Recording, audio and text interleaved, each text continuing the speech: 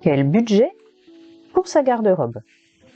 Salut, j'espère que tu vas bien. Très heureuse de te retrouver dans cette vidéo.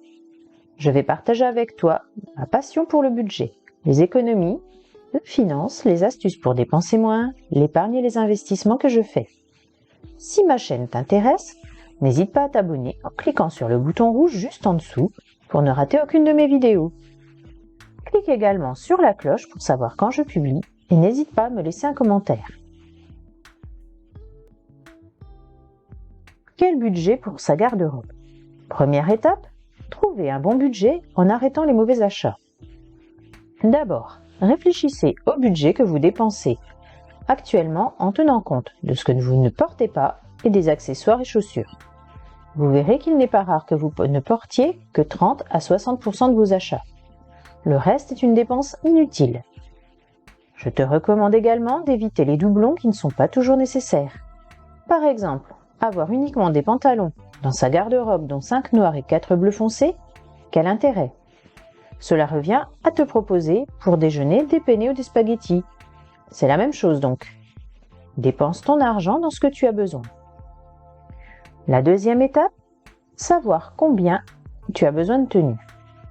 La plupart des Français utilisent 5 à 10 tenues, mais en ont plus dans leur placard. Devant ce constat, je t'invite à réfléchir au nombre de tenues réellement nécessaires. De mon point de vue, le minimum idéal est 10 tenues complètes que tu aimes, qui te mettent en valeur et te renvoient un bon message. La troisième étape, dans quel magasin? Ils se choisiront en fonction de ton budget et de tes goûts.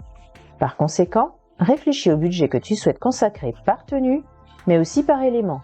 Si ton budget est de 50 € pour un jean, tu ne pourras pas aller l'acheter chez Levi's.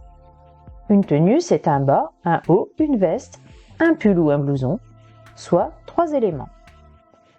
Je ne compte pas les manteaux, chaussures et sacs, car il n'y en a pas besoin de 10. Au global, je dirais qu'une petite garde-robe, c'est 50 éléments tout compris. Quatrième étape, fonctionne au coût par utilisation. Il y a ce que l'on achète pour longtemps et les éléments plus à court terme. Je te recommande de mettre de l'argent dans les vêtements que tu porteras beaucoup et longtemps, pas dans les robes de soirée que tu mettras ponctuellement. Du bon sens, n'est-ce pas? Cinquième étape, calcul du coût global. Vous multipliez le nombre de tenues qu'il vous faut par le prix par tenue que vous êtes prêt à dépenser.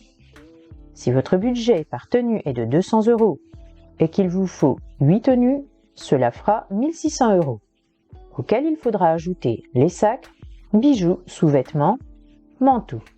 Mais ces éléments s'achètent pour plusieurs années, et en solde si possible. En conclusion, lorsque l'on doit refaire totalement sa garde-robe, il me paraît difficile de dépenser moins de 1500 € et de les dépenser en une fois pour la plupart des Français. Aussi, je recommande de faire les soldes pour les grosses pièces composant ta garde-robe, de prévoir une première salle de tenue pour créer la dynamique du changement et de poursuivre les achats petit à petit. Voilà, c'est la fin de cette vidéo. Merci beaucoup de m'avoir écouté. N'oublie pas de t'abonner et on se retrouve très bientôt. À tout bientôt.